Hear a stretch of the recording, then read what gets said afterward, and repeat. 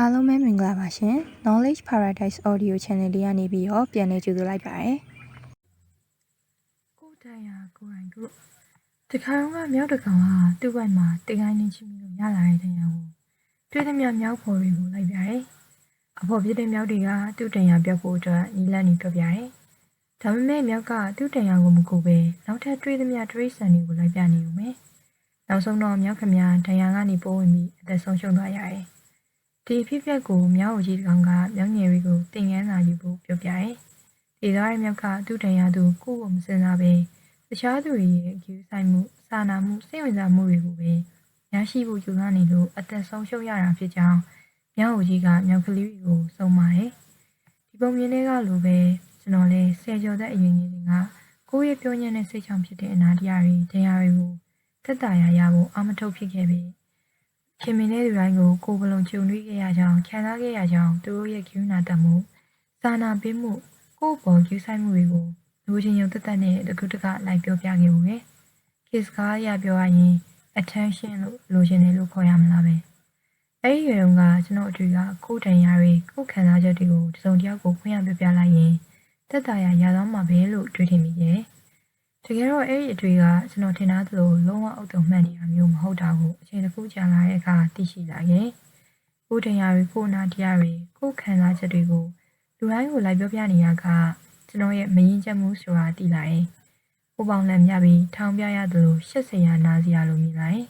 ကိုညံဖြစ်မှုကိုအတုံးမကျမှုအားနည်းချက်တွေကိုလူတိုင်းကိုပေးတည်နေတယ်လို့ဖြစ်နေမှန်းသိလာရင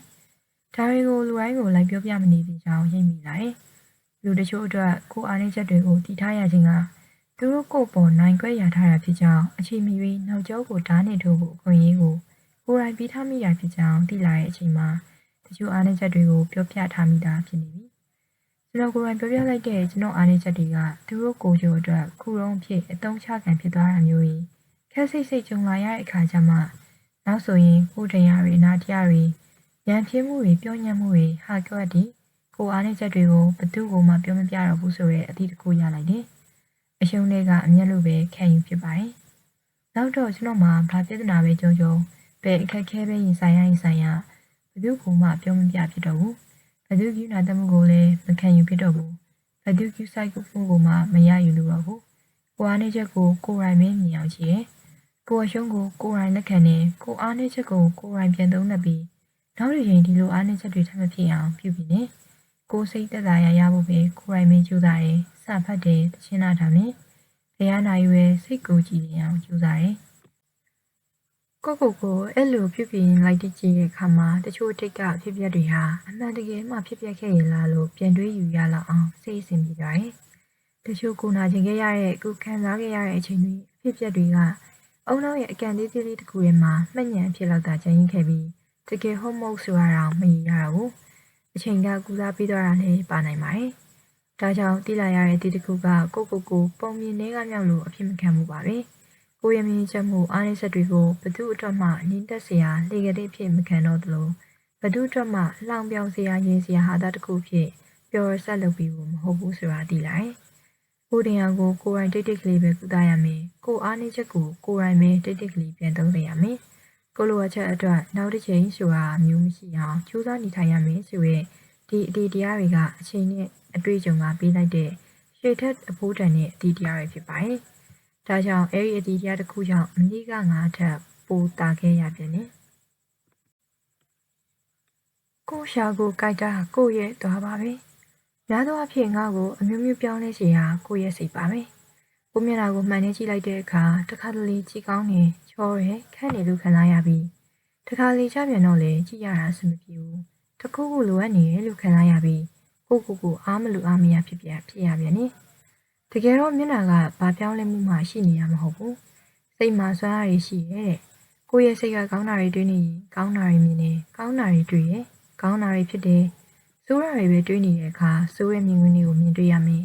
ဆိုးတာတွေကိုကြုံတွေ့ရမယ်ကိုယ်စိတ်မှာဖြစ်နေရင်မကောင်းတဲ့အတွေ့အကြုံလားမကောင်းတာတွေကြုံလာရတာဖြစ်ပြီးကိုယ်စိတ်ကိုဒုက္ခထပ်ဖြစ်စေတာသိလိုက်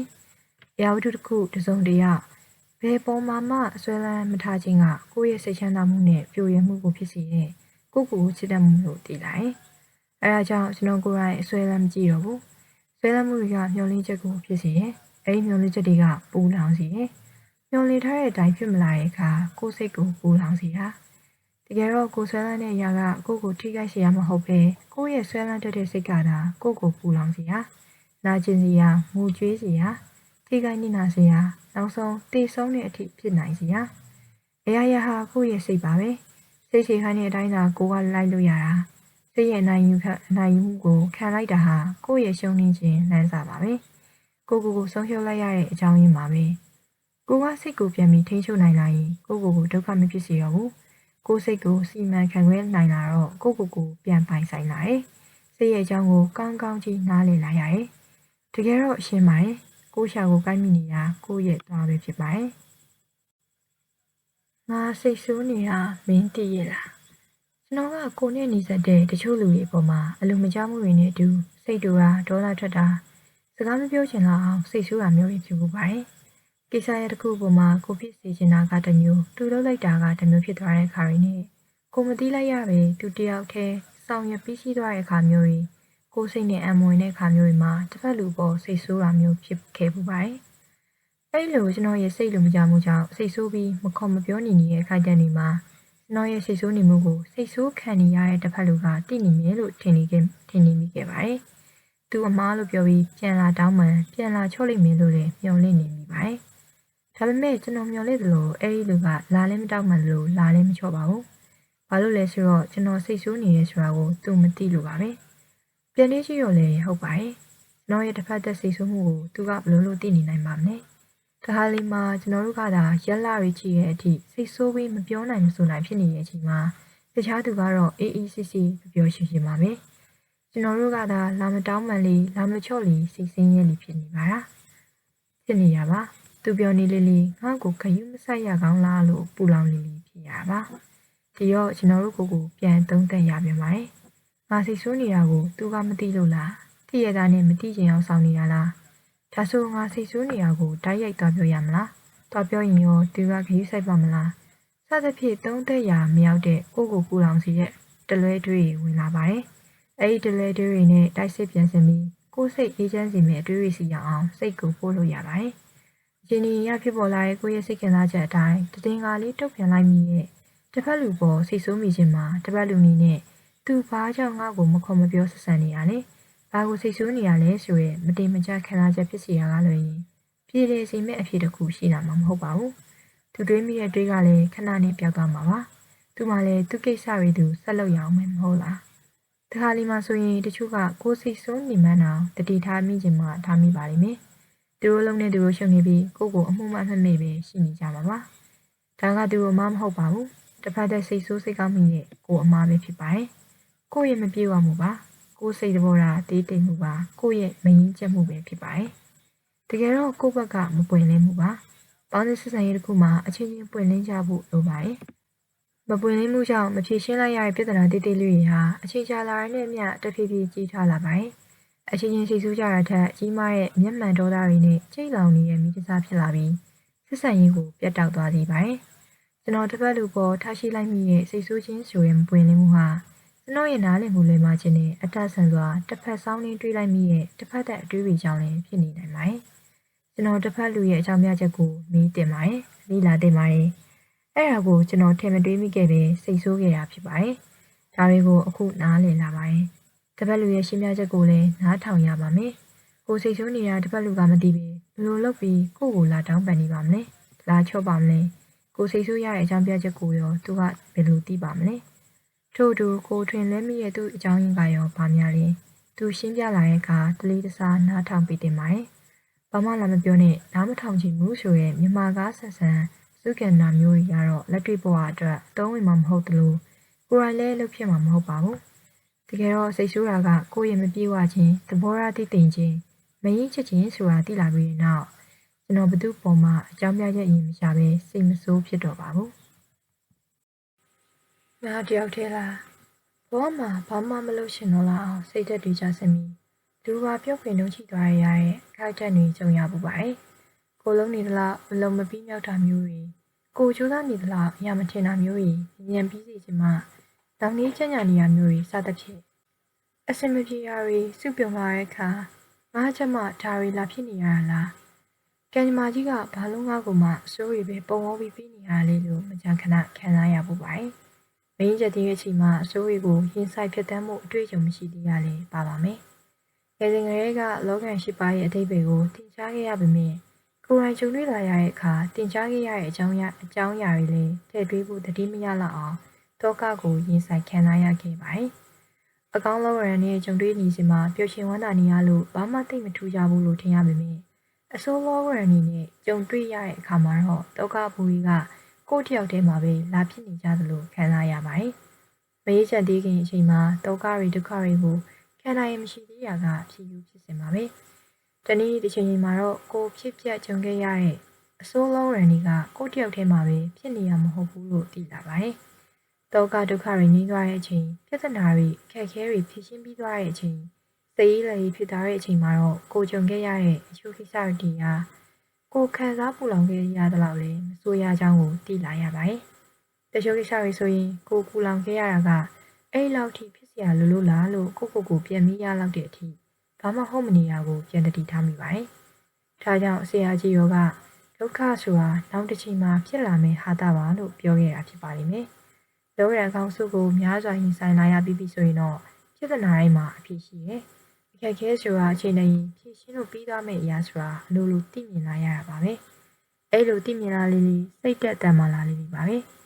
လောကရန်ကြုံမဖြုတ်တမ်းမို့မတုံစမ်းတဲ့စိတ်ခံလေးဆိုရဲမင်္ဂလာတုတ်လာမင်္ဂလာတစ်ပါးကိုလည်းအခြေတစ်ခုကြာတဲ့အခါအလိုလိုကျင့်လုံးဖြစ်လာပါတယ်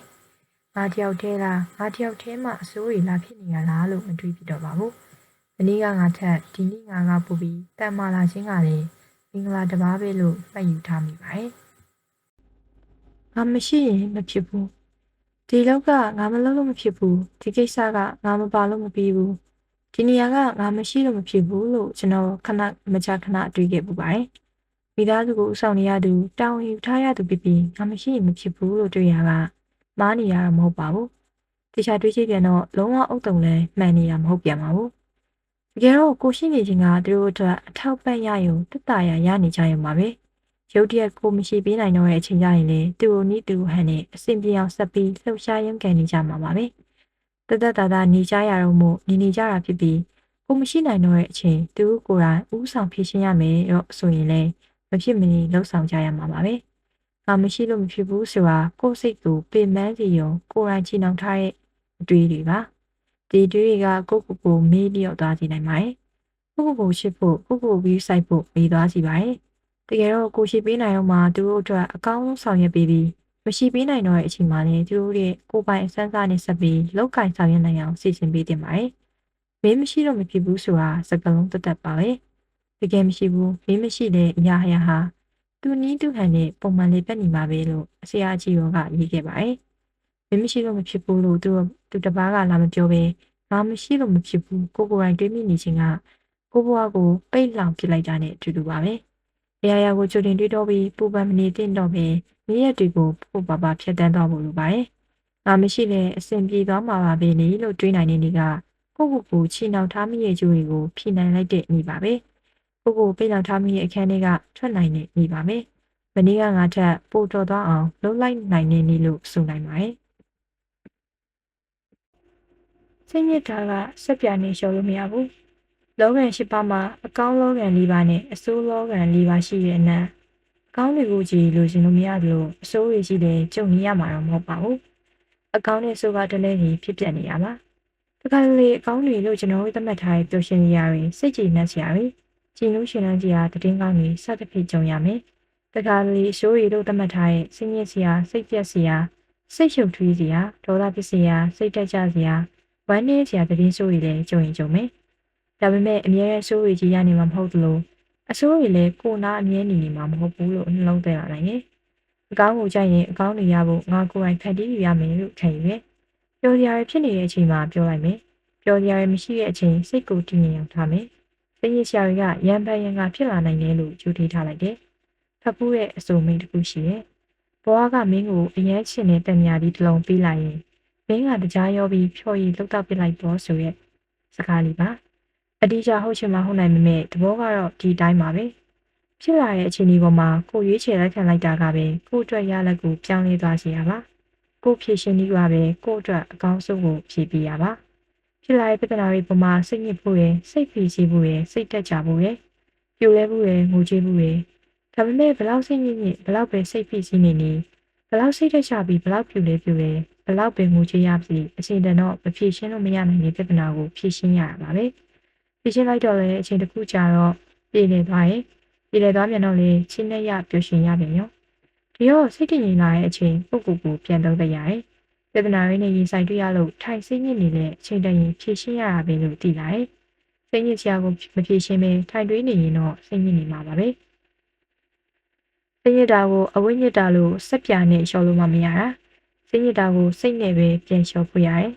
ကိုယ်ကိုချစ်တဲ့စိတ်စိတ်ညစ်စရာတွေအမြန်သက်သာစေခြင်းနဲ့စိတ်နဲ့စိတ်ညစ်မှုကိုစီကြောရတယ်စိတ်ညစ်လာရင်ကိုယ်ကိုနားလည်ပေးနိုင်မယ့်တငယ်ချင်းတွေနဲ့ဆုံမယ်ကိုတက်နိုင်တဲ့ပရာဟိတတစ်ခုခုလုပ်လိုက်မယ်ကုသိုလ်စိတ်နဲ့စိတ်ညစ်မှုကိုလဲလှယ်မယ်သိချင်နေမယ်မြင်ကွင်းတွေသဘာဝရှိခွင့်တွေကြည့်မယ်တရားနာယူမယ်ကိုတက်နိုင်တဲ့ကောင်းမွန်တဲ့နီလက်နီးမျိုးကိုသုံးပြီးစိတ်ညစ်ပြအောင်ကြိုးစားမယ်စိတ်ညစ်ပြီးသွားရင်ပြဿနာတွေကိုအဆင်ပြေအောင်တေချာပေါက်ဖြေရှင်းနိုင်မယ်လို့ကြိုးတည်ထားရမယ်ကိုအမြဲတည်းပြီးနေရတဲ့စကားတစ်ခုကတော့စိတ်ညစ်တာကစက်ပြာနဲ့လျှော်လို့မရဘူးဆိုတာပါပဲမလိုအပ်သည့်များကိုစွန့်ထုတ်ခြင်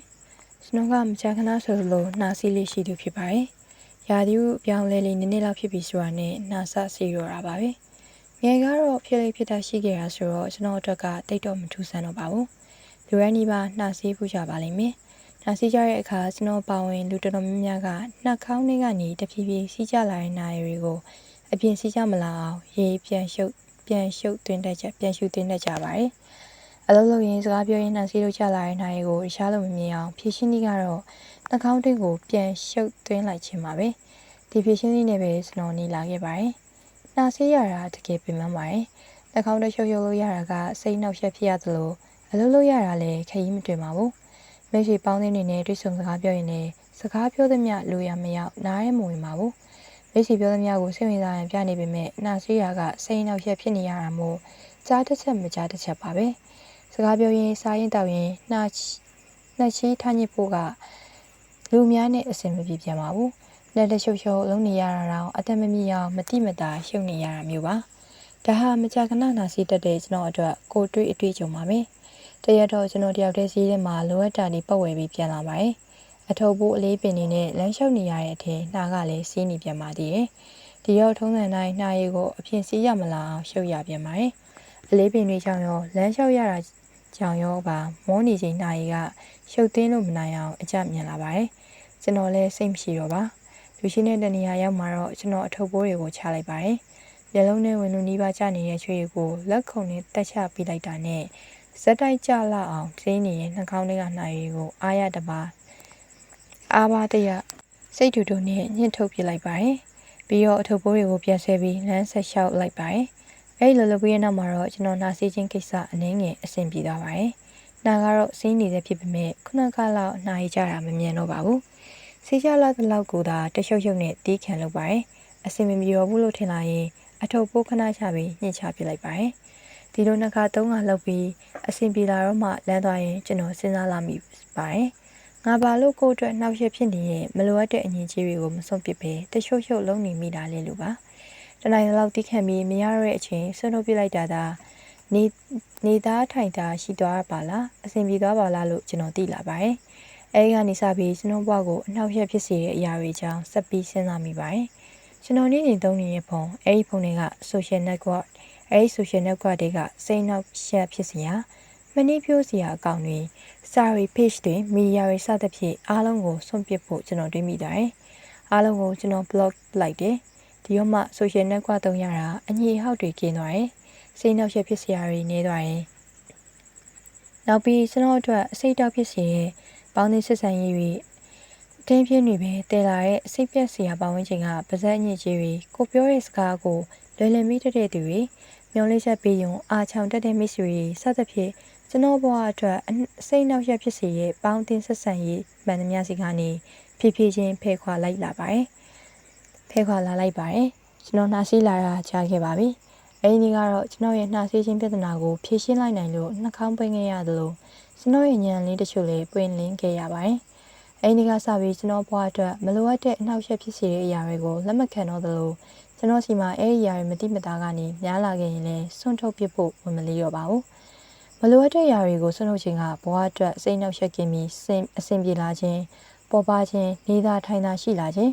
လက်တွေ့ပူဆန်လာခြင်းနဲ့အချိန်ပိုရလာခြင်းဆိုတဲ့ရလဒ်တွေကိုရရှိစေလာတာအမှန်ပါပဲ။အဲဒီတရားတစ်ခုကိုရရှိတဲ့နေ့ကမနေ့ကငါထက်အတီးတရားတစ်ခုပိုတာစေတဲ့နေ့ပါပဲ။ကျွန်တော်အခုနှာမစေးတော့ပါဘူး။နှာစေးလာရင်လည်းဖြည့်ရှင်းနည်းကိုကျွန်တော်သိနေပါပြီ။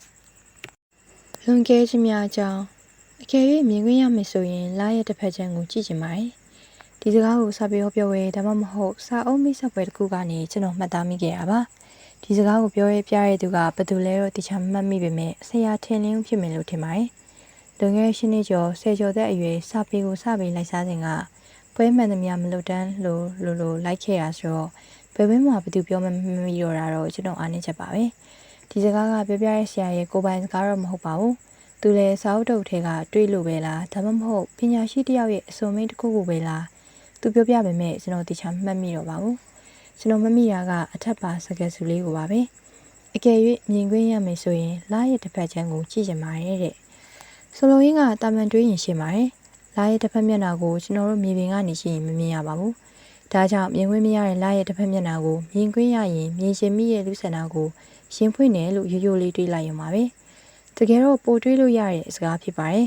ကျွန်တော်တို့မသိချင်းမမြင်ချင်းများရဲ့အခြားတစ်ဖက်အကြောင်းပါအပြင်မှာပြုံးပြနေပေမဲ့ကောက်ချစ်တဲ့လူတစ်ယောက်ရဲ့အတွင်းစိတ်ကိုမမြင်ရသလိုမျိုးဒေါသဖြစ်နေတဲ့လူတစ်ယောက်ရဲ့နောက်ွယ်ကဒေါသဖြစ်လာရတဲ့အကြောင်းရင်းကိုမသိရသလိုမျိုးကျွန်တော်တို့မတွေးလိုက်မမြင်လိုက်မတွေးနိုင်မမြင်နိုင်ဖြစ်ရတဲ့အခြားတစ်ဖက်အကြောင်းဖြစ်ပါတယ်။တခါလေဒါမှမဟုတ်မကြာခဏလိုကျွန်တော်ဟာကိုမဟုတ်တဲ့လူတချို့ဒါမှမဟုတ်လူတိုင်းပေါ်မှာကိုယ်စိတ်တိုင်းဖြစ်စေခြင်းနဲ့ဆန္ဒတွေစိတ်လိုမကြမှုတွေမနစ်သက်စရာတွေစသဖြင့်ရှိတတ်ပါတယ်။ကိုယ်နဲ့ပတ်သက်တဲ့လူတွေပေါ်မှာထိန်းချုပ်ခြင်းတွေကိုယ်စိတ်အလိုတိုင်းဖြစ်စေချင်တာတွေစေတနာတွေလုံလုံကဲကဲထားမိတာတွေမကြခဏဖြစ်ပူပါတယ်။ကိုပေးလိုက်မိတဲ့စေတနာတွေပူမမှုတွေဟာတစ်ဖက်လူအတွက်လိုအပ်ရလားဆိုတာမတွေးမိဘူး။ဘာလို့မတွေးမိလဲဆိုတော့သူလိုအပ်လားမလိုအပ်လားတတိမထားမိလို့ပါပဲ။ထို့အတူလူတချို့စီကလည်းကျွန်တော်မလိုအပ်တဲ့လွန်ကဲတဲ့စေတနာတွေစိုးရင်ပူမမှုတွေ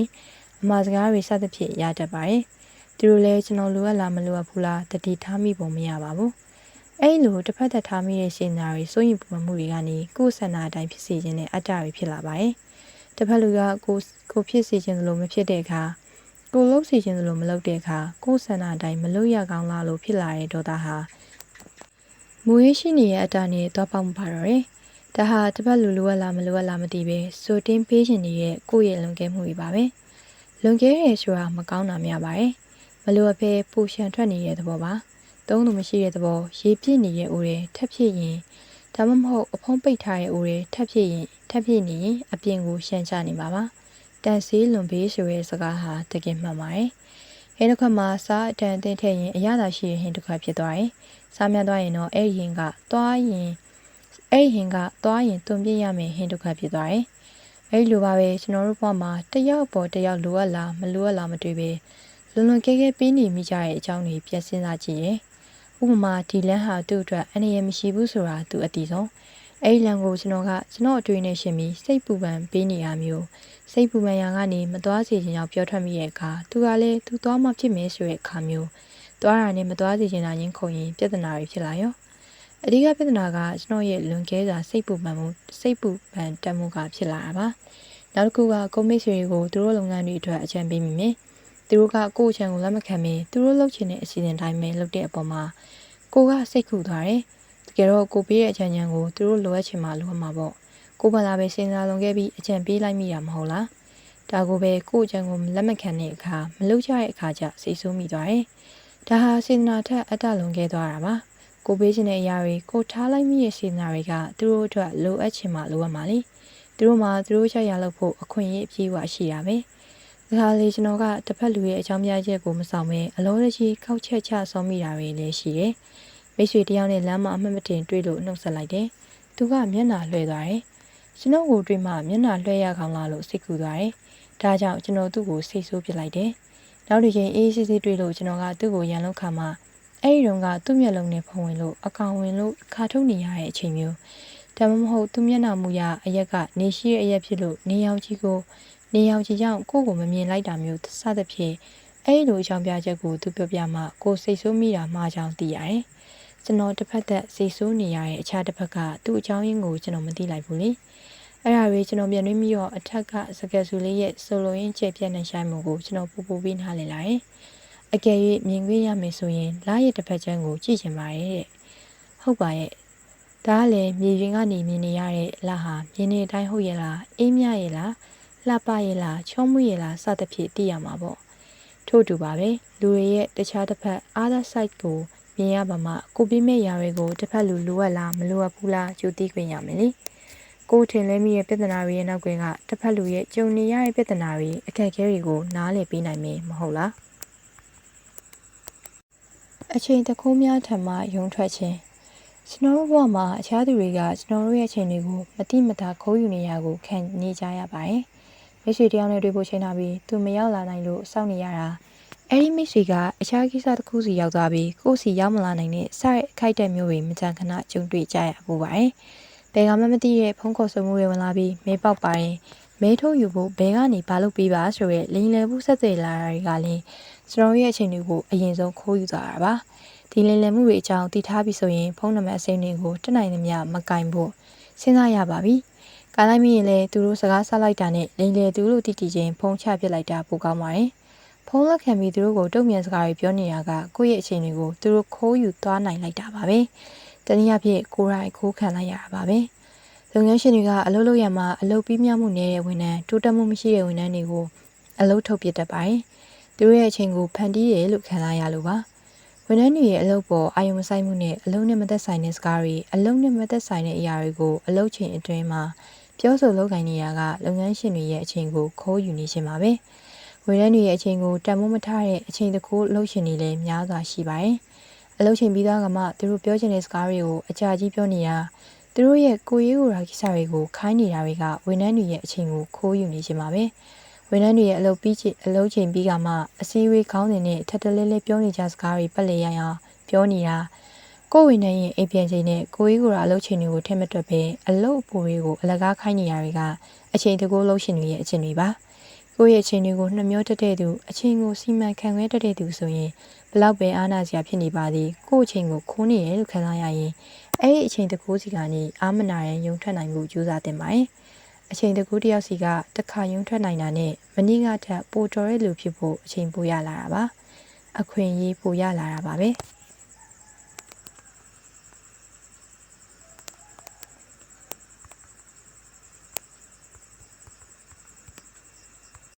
memory ပြန်ကြည့်ခြင်း Facebook မှာကိုတင်ခဲ့တဲ့ status တွေကို share ခဲ့တဲ့ post တွေကိုနှစ်ပတ်လည်ရင်ပြန်ကြည့်လို့ရတဲ့ memory ဆိုတဲ့ box လေးတစ်ခုရှိပါတယ်။ကျွန်တော်ကနေတိုင်းမနက်လင်းတာနဲ့ကိုတင်ခဲ့တဲ့ကို share ခဲ့တဲ့ဘယ် post တွေကနှစ်ပတ်လည်ပြီး memory ပြန်တွေ့ရမလဲဆိုတာကိုဝင်ကြည့်လို့ရှိပါတယ်။ကျွန်တော် Facebook တုံးတာ9နှစ်ကျော်ပါပြီ။လက်ရှိတုံးနေတဲ့ Facebook account က9နှစ်ရှိပါပြီ။နေ့စဉ်ကြံခဲ့တဲ့9နှစ်ကကိုတင်ခဲ့တဲ့ post တွေကို share ခဲ့တဲ့အရာတွေကိုပြန်ကြည့်ပြီးကိုဘာတွေပြောင်းလဲသွားလဲဆိုတာပြန်သုံးသပ်ဖြစ်ပါတယ်။ကျန်ခဲ့တဲ့9နှစ်အတွင်းကရုပ်ရည်လွန်ခဲ့တဲ့9နှစ်အတွင်းကိုယ့်ရဲ့အတွေးခေါ်တွေကို Facebook မှာကိုတင်ခဲ့တဲ့အရာတွေနဲ့ပြန်ရှင်းကြည့်ပြပါတယ်။ share ထားမိတဲ့ post တချို့ကိုမိုးရင်ကောက်ပါရှင်တွေကပြန်ဖြည့်လိုက်ကြတာမျိုးတွေအကောင့်ပြင်ထားတာမျိုးတွေလည်းရှိပါတယ်။အဲဒါဆိုရင်ကို share ထားမိတဲ့ post ကမရှိတော့တဲ့အကြောင်း this content isn't available right now လို့မြင်ရတာနဲ့ share ခဲ့တဲ့အဲ့ဒီ post ကိုပြန်ဖြည့်ပစ်လိုက်ပါတယ်။ဘာကို share ခဲ့မိတာလဲလို့ပြန်တွေးလို့မရတော့တဲ့အရာတွေကိုကျွန်တော်အကောင့်ထဲကဖယ်ပစ်လိုက်တဲ့သဘောပါပဲ။ဘာမှမသိတော့တဲ့အရာကိုကျွန်တော်အတွေ့အကြုံပြန်ဝင်လာပြီးအချိန်ကုန်ခံပြန်မတွေးမိအောင်လည်းဖြစ်ပါတယ်။ကိုရိုင်းတင်ခဲ့တဲ့ post တွေကိုတော့ပြန်ကြည့်ပြီးရင်လက်ရှိအချိန်မှာသဘောမကျတော့တာတွေတော့ရှိတတ်ပါတယ်။ဘလောက်ပဲသဘောမကျပေမဲ့ပြန်မဖြတ်ပေးထားပါတယ်။ကိုတင်ခဲ့မိရဲ့ကိုယ့်ရဲ့အတွေးခေါ်ကိုအခြေခံပြီးရေးသားမိခဲ့တဲ့စာတကြောင်းကလက်ရှိအချိန်မှာပြန်မဲ့ကြည့်လိုက်တဲ့အခါဘာမှမဟုတ်တော့တာရေစရာဖြစ်နေတာမျိုးပြန်တွေ့ရပါတယ်။အဲ့ဒါတွေကိုသဘောမကျတော့ပေမဲ့လည်းအမှတ်တရတစ်ခုဖြစ်မဖြတ်ပဲဆက်ထားတာပါတယ်။ကိုတလဲဖြစ်ခဲ့တာတွေအတွေးခေါ်လွဲခဲ့တာမျိုးတွေစသဖြင့်ပြန်မြင်ရတဲ့အခါနောက်ထပ်မလွဲတော့အောင်နောက်ထပ်မမားတော့အောင်အတိတ်ကကိုနဲ့လက်ရှိကိုပြန်ရှင်းခြင်းပြီးရှေ့ဆက်နိုင်မှုပါ။အဲလိုပဲကျွန်တော်တို့ရဲ့ပြမလက်တွေ့ဘဝကိုလည်း memory ပြန်ကြည့်ဖို့လိုပါတယ်။ကျွန်တော်တို့ရဲ့ပျော်ရွှင်ခဲ့ရတဲ့အချိန်တွေဝမ်းနည်းခဲ့ရတဲ့အချိန်တွေအောင်မြင်ခဲ့တဲ့ကာလတွေကြာရှုံးခဲ့တဲ့အတွေ့အကြုံတွေကိုအားရင်အားသလိုပြန်တွေးကြည့်တင်ပါတယ်။ ဘယ်အရာတွေကကိုယ့်ရဲ့ပျော်ရွှင်မှုကိုဖြစ်စေခဲ့လဲဘယ်အရာတွေကကိုယ့်ကိုဝမ်းနည်းနာကျင်စေခဲ့လဲဘယ်အရာတွေကြောင့်အောင်မြင်မှုတွေရခဲ့ပြီးဘယ်လိုလိုအပ်ချက်တွေကြောင့်ရှုံးနိခြင်းတွေဖြစ်စေခဲ့လဲဆိုတာတွေကိုကိုယ့်ရဲ့မှတ်ဉာဏ်တွေကနေတစားချင်းပြန်ဆွဲထုတ်ပြီးသုံးသပ်ကြည့်ဖို့လိုပါတယ်။မှတ်ဉာဏ်တွေကအရာတွေကိုပြန်ဆွဲထုတ်နေရကအချိန်ပြိုးဖို့တသက်မဟုတ်ပါဘူး။အတိတ်ကကိုယ့်ကိုယ်ပြန်ကြည့်ပြီးပစ္စုပန်နဲ့ရှင်တွဲသုံးသပ်နိုင်မှုပါ။ကျွန်တော်တို့ဘောက်ကိုပိုကောင်းအောင်ကိုယ့်ကိုယ်ပြန်ကြည့်ရင်ချိန်ညှိနေခြင်းဖြစ်ပါတယ်။အတိတ်ကို memory ပြန်ကြည့်ပြီးသုံးသပ်ပြင်ဆင်နေတာကပစ္စုပန်နဲ့အနာဂတ်ကိုအယောင်တင်ပေးနေခြင်းပါပဲ။နောက်ထပ်အပိုင်းလေးကိုဆက်လက်နားထောင်ခြင်းနဲ့ဆိုရင်တော့ channel လေးကို subscribe လုပ်ပေးပြီးတော့